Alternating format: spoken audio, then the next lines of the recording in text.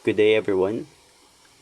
Again, I am Sir NJ Javier, and today we'll be discussing our first module for our second quarter in English for academic and professional purposes, titled Writing the Position Paper. Let's begin.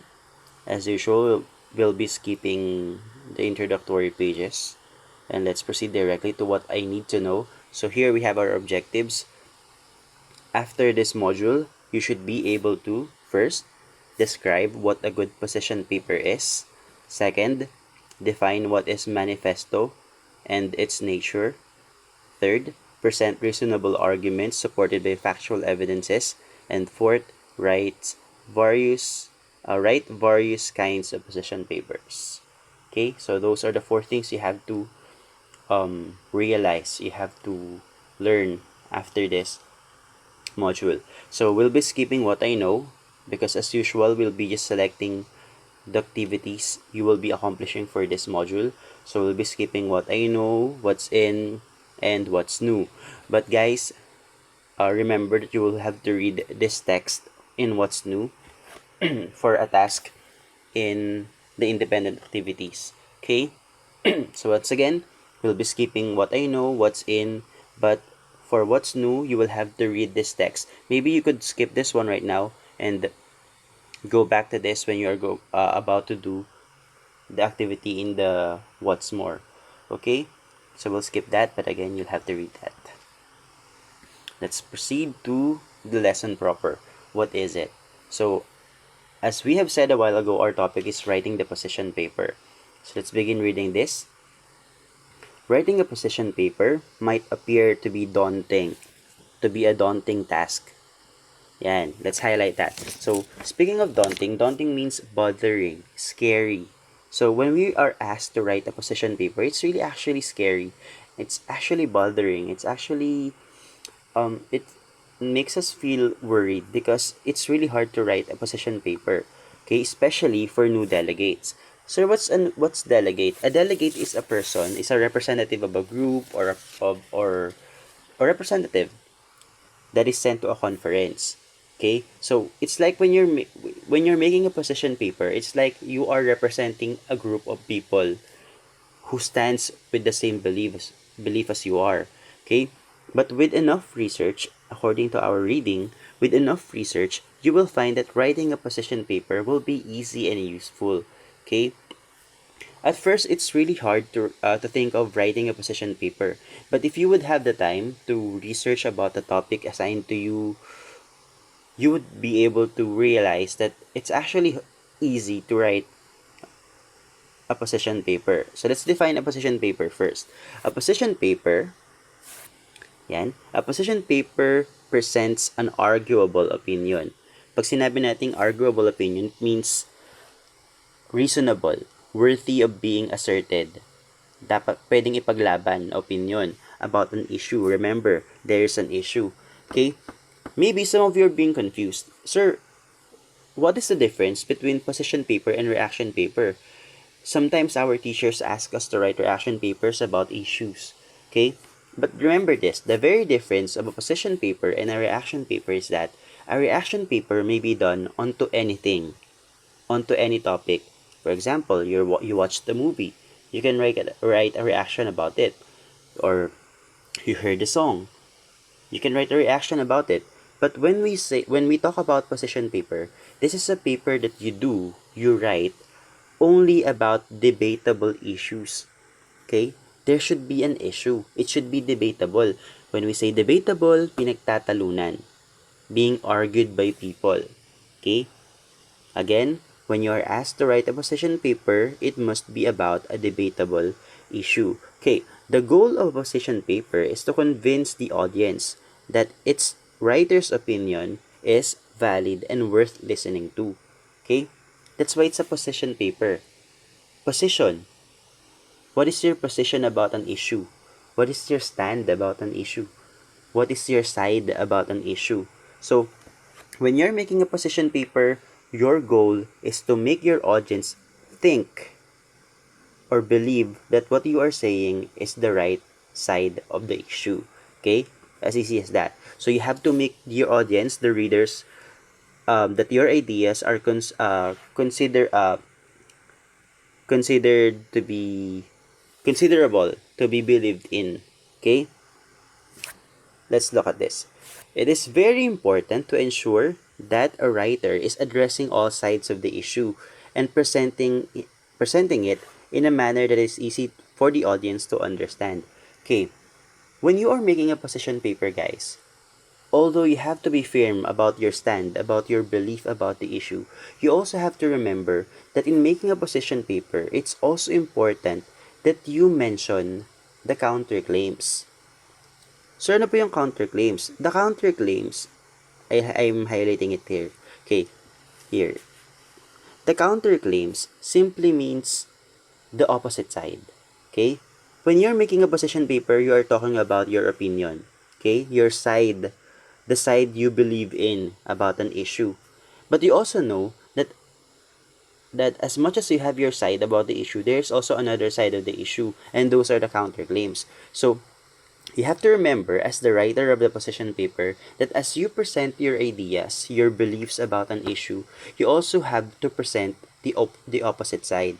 Okay? You have to tackle all the sides of the issues. Why? Because you have to make your audience believe that you really know the issue. You have to make them feel that you are really knowledgeable about the topic. Okay? And how do you show that? By making them see that you even understand the opposite side. Okay? Sorry for the barking of the dog. Okay, let's continue. Okay, we have here the author's job is to take one side of the argument and persuade his or her audience that he or she, and this is what I'm talking about a while ago, has well-founded knowledge of the topic being presented. Okay, so that is your job now. It's your job to pick a side about an issue, to pick a point, to pick a side, to pick a stand about an issue, and then you have to convince your audience that you are well knowledgeable about the issue. Okay? And you have to make sure that the way you present your arguments, when we say arguments, these are reasonable opinions, logical opinions, yung mga opinion na may basehan, matalinong opinion. Okay? You have to make sure that when you present your arguments to your readers, it is clear and it's easy for them to understand. Because no matter how smart your paper is, your position paper is, no matter how much research you have done, if your readers cannot understand it, you cannot convince them to believe in you. Okay? It's like when you're listening to someone who is intelligent, but you don't understand what he or she is saying, automatically your mind blocks it, right? Pang, ayoko na makinig, ang hirap nang intindihin. Ano daw? May sarili yatang mundo to. Okay? So you have to make sure that when you write your paper, you clearly deliver your arguments. You clearly state your arguments. Malinaw sa nagbabasa. So they would get your side. Okay? It is important to support the argument with evidence. Yan daw, dapat daw may ebidensya. Okay? Ayan o. It is important to support the argument with evidence to ensure the validity of the claims, as well as to address the counterclaims to show that you are well informed about both sides. So you have to make sure that when you are defending your side about the issue, you have enough evidences. And these evidences should be strong. Okay? Not just hearsays. Hindi pwedeng rumors lang, hearsays lang. Hindi pwedeng sabihin na, sabi ng kapitbahay ko, dapat daw ganito. It's not a strong evidence. You have to make sure that you have an evidence that will support the validity of your claim. Pag sinabing claim, ano ba yung dinidefend mo? Ano ba yung pinaglalaban mo? Yun yung claim mo. Okay? So you have to give evidences that will support the validity of your claims, the truthfulness, yung katotohanan ng pinaglalaban mo. Okay? And you also need evidences to address, pag sinabing to address, to answer the counterclaims. Okay? Yung mga opposite sides or opposite opinions ng stand mo. Okay? Because again, it will show the audience that you are well informed about the topic. Let's go to this one. Gathering and reading some manifestos will help you understand the principles and uses of a position paper. Now we are meeting here this word. We have met this word a while ago in our objectives. Okay? So, it's important daw that you gather and read some manifestos that will help you understand the principles and uses of the position paper. So let's define what a manifesto is. Let's define it here. According to this reading, a manifesto is derived from the Latin word manifestum, meaning clear and conspicuous. When we say conspicuous, it simply means obvious. Obvious. Malinaw. Okay? So, pag sinabing manifestum, it means clear, malinaw, obvious. Okay? It is a published declaration of the intentions, motives, or views of the issuer, yung writer, be it an individual, group, political party, or government. A manifesto usually accepts a previously published opinion. Okay, let me highlight this. Ito, the definition of manifesto.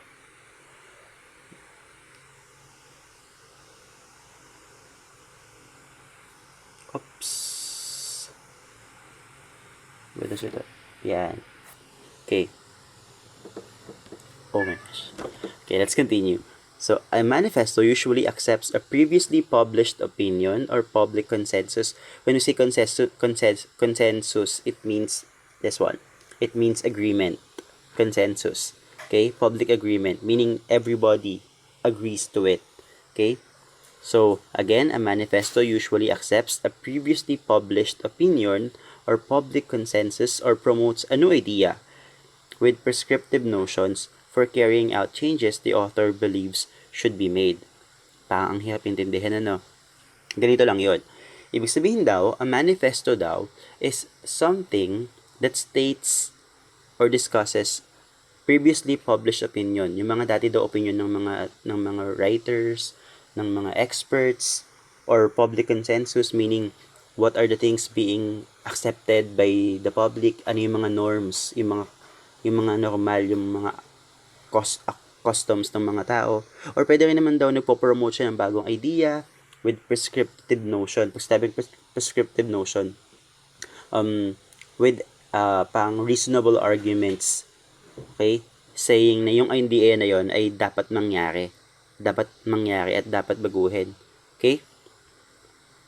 Now, it is often political or artistic in nature but may present an individual's life stance. So, a manifesto simply means, guys, that it states a valid opinion about a certain issue. So, when you're making a position paper daw, it's important that you gather and read manifestos, meaning these are sources of valid information about issues. Of course, when you gather a manifesto, you make sure that the manifestos you're reading and gathering are related to your issue. Okay? Now, issue criteria. Okay, how do we say that an issue is debatable? Okay, how do we say that an issue is worth writing a position paper for? Okay? Baka kasi mamaya, pinagawa ka ng position paper, kung ano lang maisip mong issue, yun na. Hindi pwedeng ganun. You have to make or select an issue that is really debatable, that is being debated, that is being argued by people. Yung pinagtatalunan talaga. Okay? So, to analyze the arguments by the authors, you should check first if the paper established the plausibility of a topic that interests the audience. Plausibility simply means logic or rationality. Okay? You have to make sure daw that the paper established the plausibility or the possibility, the probability, okay, of a topic that interests the audience. Syempre, kailangan yung issue is interesting. Okay? As we said, the topic is a debatable issue. If it is not interesting for most of the people, then it's not debatable.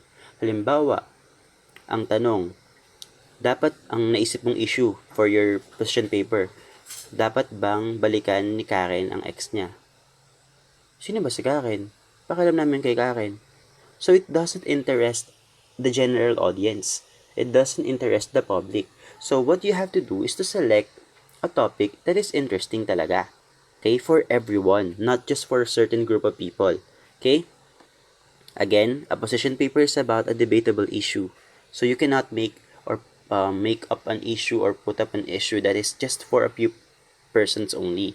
Okay? Ask yourself the following questions to ensure if a position paper like manifesto will be able to present a strong argument. So these are the questions that you have to ask yourself um, if a manifesto or if an issue is worth writing a position paper for. First, is it a real issue? Problema ba talaga siya with genuine controversy rather and uncertainty? Meaning, you're really judging the issue. Is this issue really an issue? Or baka naman sa kanila lang to problema? Is it something that will concern everyone? Okay? Second, can you distinctly identify two positions? Okay, in this issue ba, baka mamaya, eto, okay, sige, pasado siya. It's really an issue. It's really an issue in the Philippines. Issue talaga siya. Kaso nga lang, kahit na issue siya sa Philippines, baka naman mamaya, obvious na kung anong dapat nating panigan. So, you have to make sure that the issue you are selecting can uh, can uh, uh, can distinctly identify two positions. Kailangan yung tipong nag-aago talaga yung sides dun sa issue na yon. Halimbawa, ang issue ay dapat bang vaksinan ang mga nurses? Dapat bang unahing vaksinan ng mga nurses? It's an issue. Pero, may two sides ba doon? Pang automatically everyone will say naman na oo, dapat unahin silang vaksinan. So, it's not a good issue for a position paper. Kasi nga, obvious na kung ano yung dapat sidean ng mga tao. Okay? So again, make sure that it's a real issue and you can easily identify two positions, two sides of the issue. Okay? Yung tipong nahihirapan kang pumili ng sa dalawang side na yon. Third, are you personally interested in advocating one of these positions? So you say na, okay, it's a real issue. Second, may dalawa siyang sides. May pro tsaka may anti. Ang third na tanong, if you would be asked, would you be willing to advocate one of these positions? Okay lang ba sa'yo maging pro or okay lang ba sa'yo maging anti? Kung oo, ibig sabihin yung topic na yon or your issue na yon is worth writing a position paper for. Okay? Sabihin worthy siya na pag-aksaya ng oras at paglaanan ng panahon para makagawa ng position paper. Okay? Fourth question, is the issue narrow enough to be manageable? Pag sinabi nating narrow enough, makipot na ba siya? Specific na ba siya? Is the topic specific enough to be manageable? Okay? Because there are issues which are so broad. For example, rape. The issue of rape.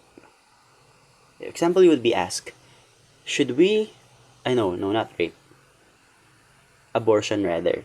Let's talk about abortion because it's been an overly discussed matter, but it's still a matter we are discussing until today.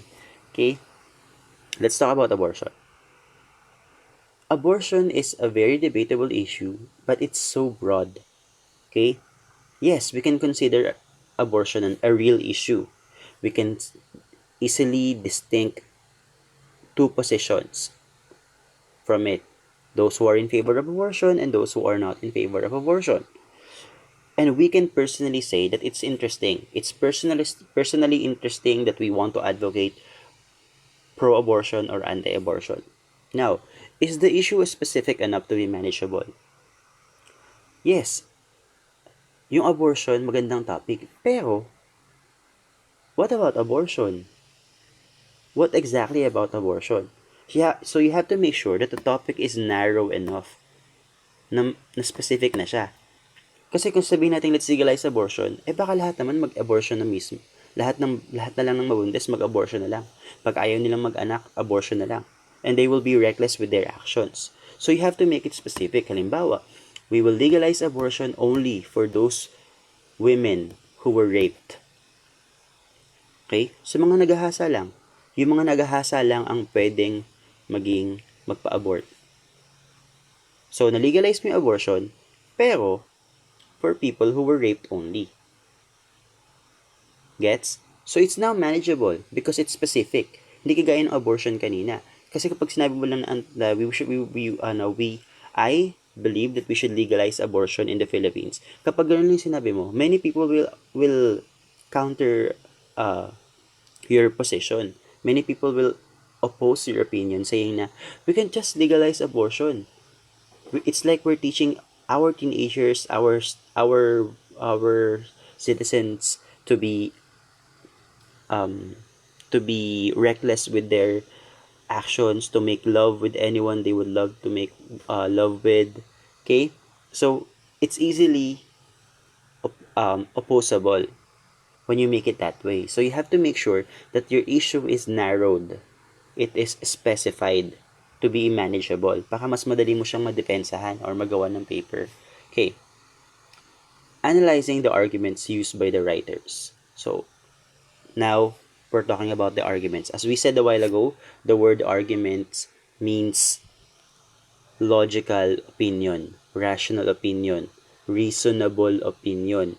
Okay? Hindi ka lang basta-basta nagbibigay ng opinion. Ibig sabihin, rational siya, logical siya, pinag-isipan, reasonable. Okay? Opinion siya na may dahilan, na may ebidensya. Okay?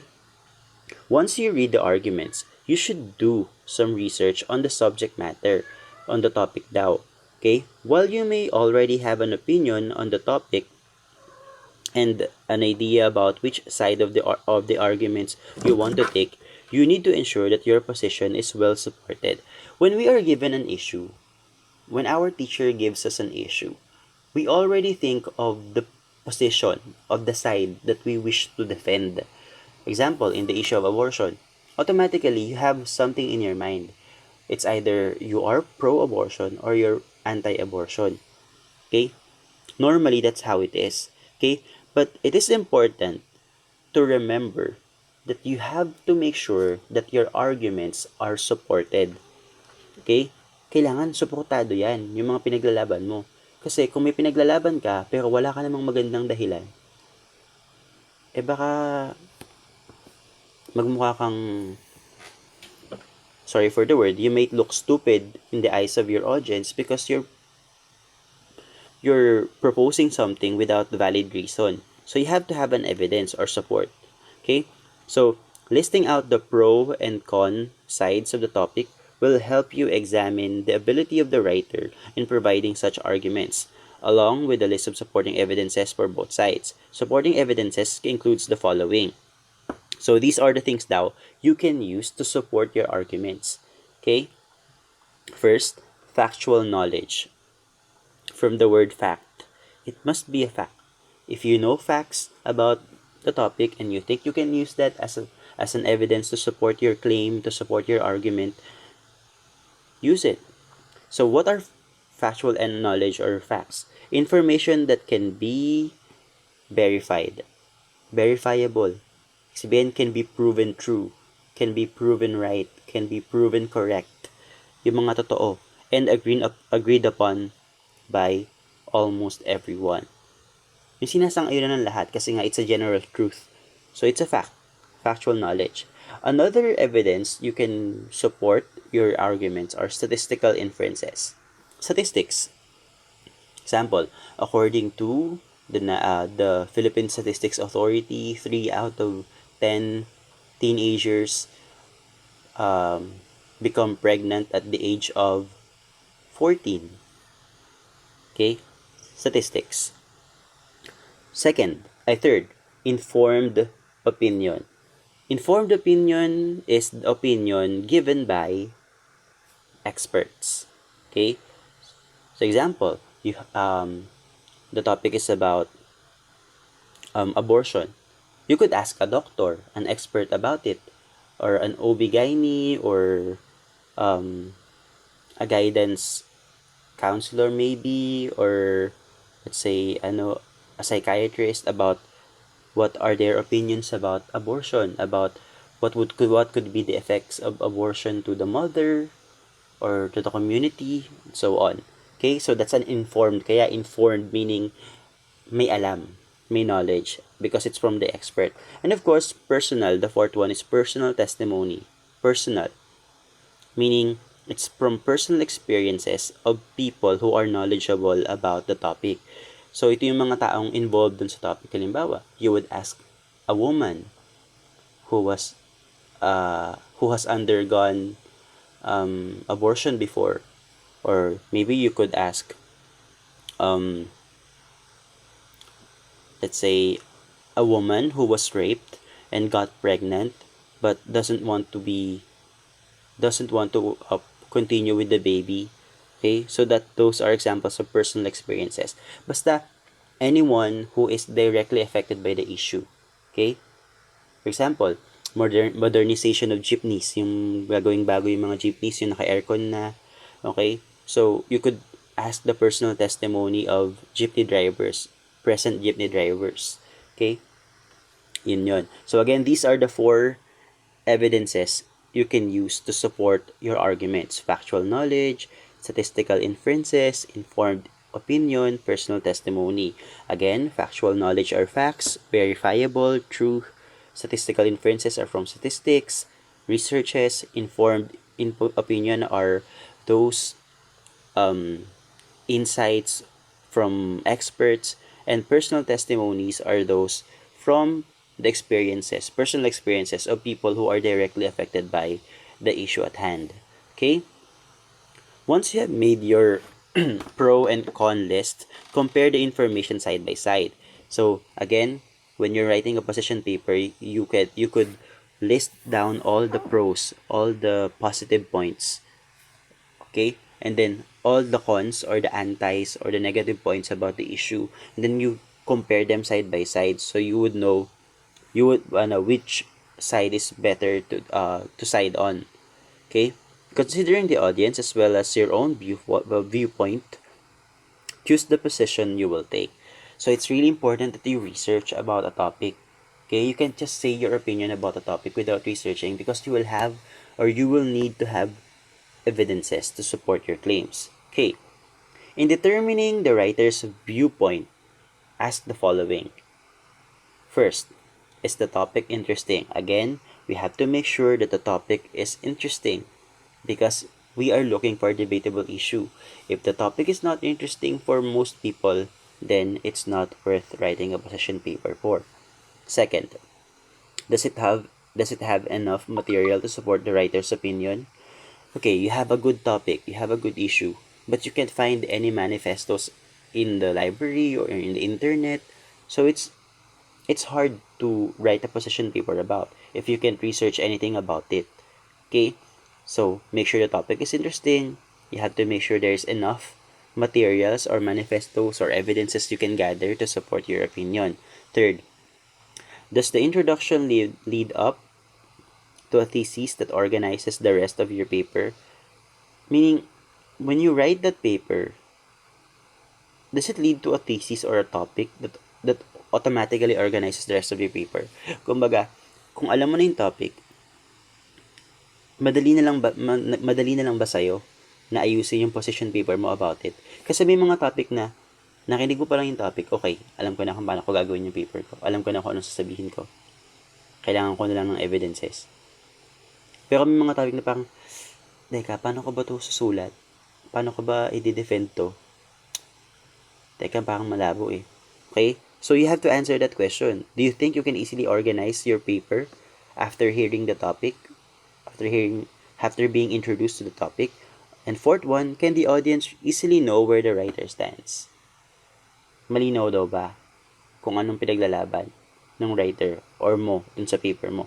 Okay, we have here a sample outline for a position paper. So when you're making a position paper, you can just look at this and follow the flow or the structure of the paper. So this will help you break down the arguments being presented by the writer into parts for better understanding.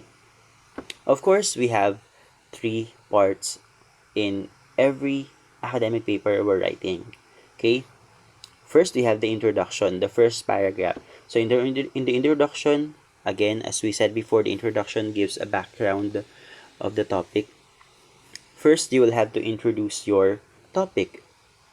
Siyempre, kailangan ipaalam mo sa lahat kung anong topic mo. Okay? Then, provide background on the topic. Example, your topic is abortion. You have to provide the background about the topic. Okay? Because maybe some readers might not be aware about the issue. Okay? So you have to provide the background on the topic.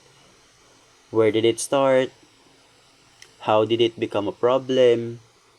Okay, so the basic information about the topic.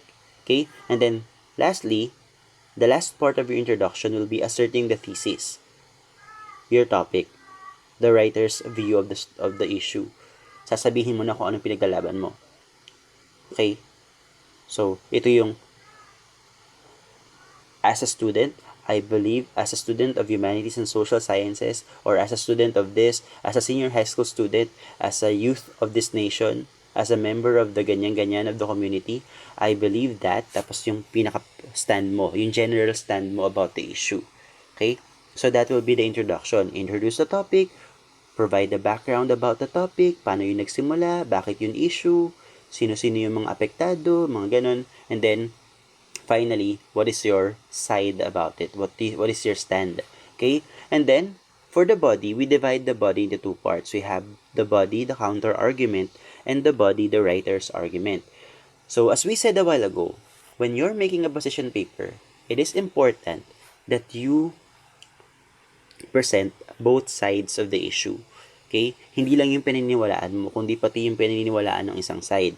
So, in the body, the first part of your body, so you can divide this into two paragraphs for easier writing experience. Okay?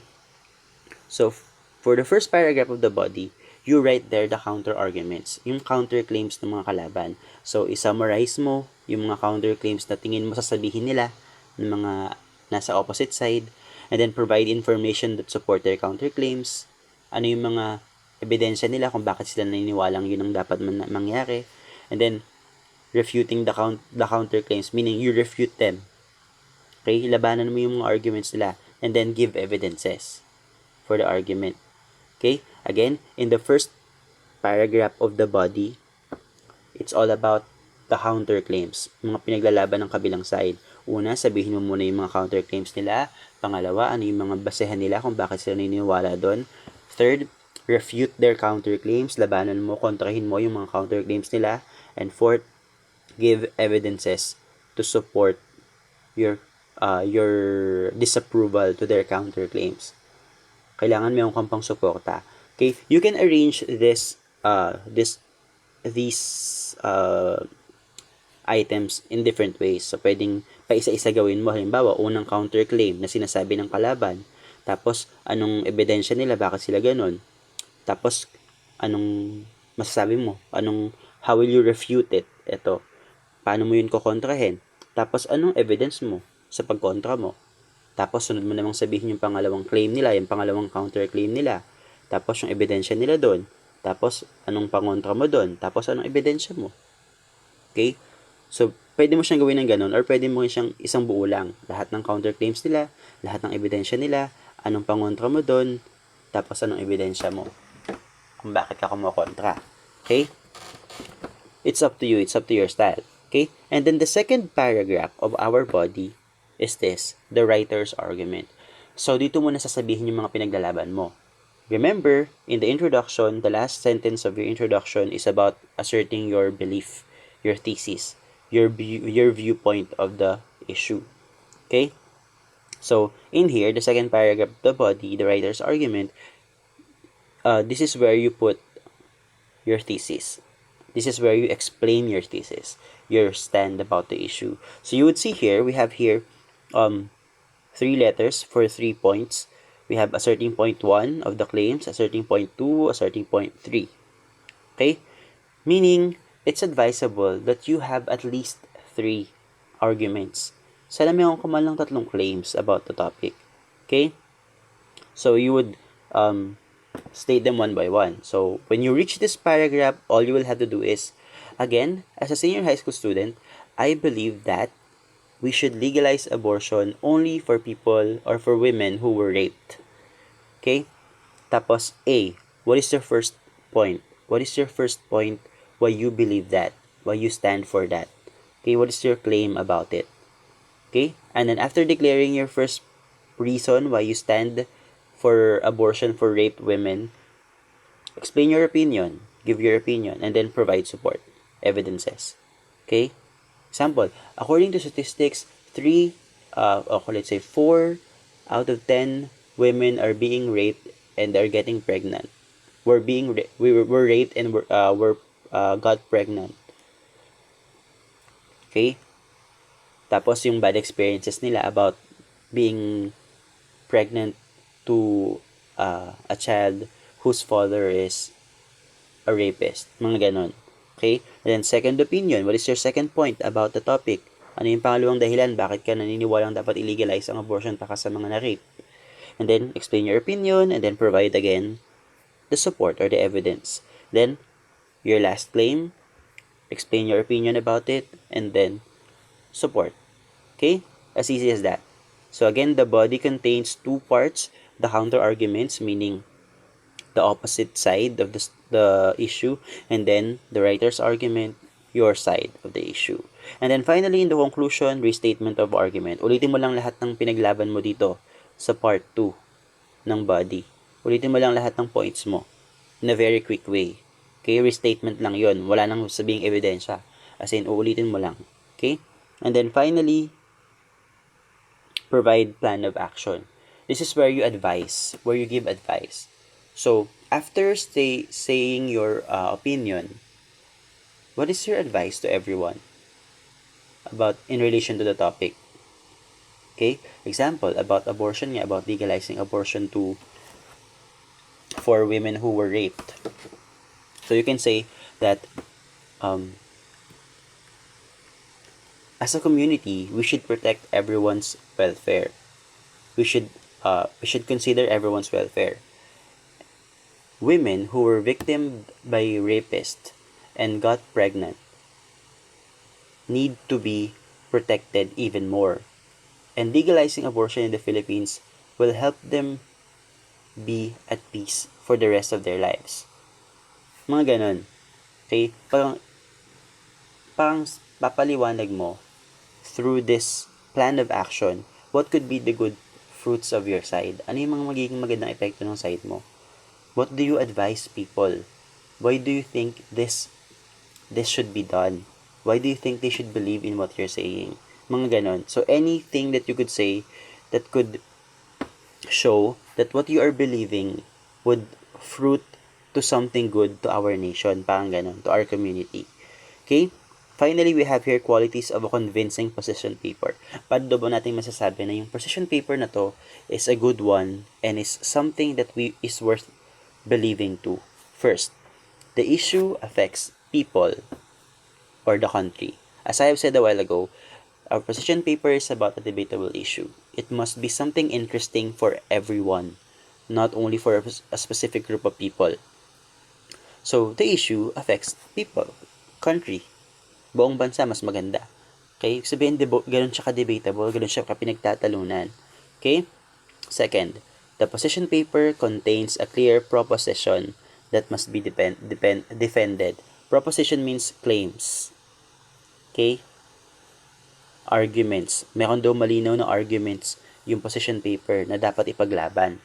Okay? And then, third, it assesses conflicting opinions or opposing views on the issue. Sabi nga natin, when you write a position paper, there must be both sides. Hindi lang yung side mo ang pinapakita mo. Dapat pinapakita mo din yung side ng kalaban para makita ng audience that you are really knowledgeable about the topic. So, yun. Fourth, takes a firm stand on an issue. Siyempre, that may malinaw na stand about an issue. Kaya nga position paper eh. It's about your stand, about your viewpoint about a certain issue. So, there should be a firm stand. Fifth, factual evidence to back up position or argument on the issue. Of course, as we have said, you have to provide evidences to support your position. Then, list arguments in an organized manner to defend the stand. Yeah, as we have said a while ago, your job in writing a position paper is to make sure that your audience also understands your arguments. Because no matter how good your arguments are, if your audience cannot understand them, it's wasted. Sayang lang. So you have to make sure that you organize your paper well. Kaya nga may outline tayo kanina, 'di ba? Itong outline na to para mas madaling maintindihan ng mga audience mo or ng readers mo kung anong pinaglalaban mo. Okay? Second to the last, actions taken with regard to the issue. So, there is an advice about what could be done about the issue, yung solutions, yung provided the plan of action, and conventions and resolutions. So, ano po yung conventions? Conventions means nakasanayan, traditional, traditions, and then resolutions, solutions to change that. So, ibig sabihin of this quality is that as a writer, you're able to reveal the normal, the situation, the present situation, and then you are also able to provide resolutions, solutions to that. Okay, parang ganito lang. Pang last year ganito ka, kaya nga may New Year's resolution, 'di ba? It's a solution to a convention you are used to in the past year. Sabihin, meron kang naging tradisyon nung last year, meron kang nakasanayan. Tapos yung resolution mo, yung New Year's resolution mo, yun yung mag-solve dun sa problema na yun. Okay? Ganun lang yun. So once again, our module is all about writing a position paper. To sum it up, position paper again is a document, a writing you write. It's a composition you write to present your arguable opinion about an issue. There's a debatable issue and you are putting your arguments into it. And remember again that when you're making a position paper, you have to present both sides, the pro and the con, the pro and the anti. No matter which side you are, you have to present still the counterclaims of the opposite side, because it shows how intelligent you are or how knowledgeable you are about the topic. Because again, we have to convince your reader that you are really an informed person about the topic. And then, make sure that as you research about the topic, you gather and read manifesto. Again, a manifesto is anything, any document, any writing that is discussing opinions, previous opinions, public norms, or even new ideas about issues. Okay, so those will be your evidences, and then there are 4 supports or evidences you can use to support your claims or your arguments. You have factual knowledge, statistical inferences or statistics, informed opinion, meaning opinions from experts, and personal testimonies or personal experiences from people who are directly affected by the issue. Okay? And then we have here the sample outline for a position paper, so you can clearly organize your thoughts and your arguments. Okay? I hope those are clear. For our activities, guys, for this module, we'll be doing only independent activity 1, 2, 3, and then independent assessment 1. So you will be doing this activity. This is just true or false. So write T if the statement is true, and F if it is false. Write your answer on the line before each number. So we have here 5 items. Just read them carefully and then write true, T if it is true, and F if it is false. Okay? Then, independent assessment 1, you will be doing this as well. So this is introduction, body, and conclusion. So we have here 10 items, and then it defines a certain part of the position paper. So we just have to identify here if which of these which part of the position paper these items define. Yun lang yun. So you just answer introduction, body, or conclusion. You can use and you can go back to this sample outline for a position paper to make it easier for you to answer this assessment 1. Okay? And then, next, we have independent activity 2. So, you just have to read the text a while ago in What's New. The one I said you would have to read for this activity. So, you just have to go back to that. This one. The manifesto titled, Are You Online? The Evolving Lexicon of Wired Teens. Okay, so just have to read this. After reading that, you may answer independent activity 2. Okay? So, classify the following situations, whether a good or bad effect of the net lingo or the online language, the language in the internet, by checking the appropriate column. So, you will just have to identify whether these situations are advantages or disadvantages. Are they good or bad? Okay? Again, you have to read the manifesto above, Are You Online? Okay, next one we have, we'll be skipping this independent assessment 2. because it's not really that essential. And then independent activity 3, you will do this. So I am a writer. So in here, you are going to write your own position paper, but it is guided. May guide dito. So una, you write on your paper, good morning, the greeting, good morning or good afternoon, delegates, and then introduce your country. So it's like you're presenting an actual position to a crowd, to an audience. Okay? So it's like you're speaking to a conference, parang ganun. Okay, so introduce your country, provide a brief background on the topic. So you may follow again this outline for a position paper in writing this para maging madali sa inyo to. Okay? So in the first part, you introduce your country, brief background of the topic. Yun yung mga sinabi natin kanina sa introduction. And then, ito, state the problem, summarize the counterclaims, and assert your points of the claim. So pinaghalo-halo na dito yung part 1 and 2 ng body.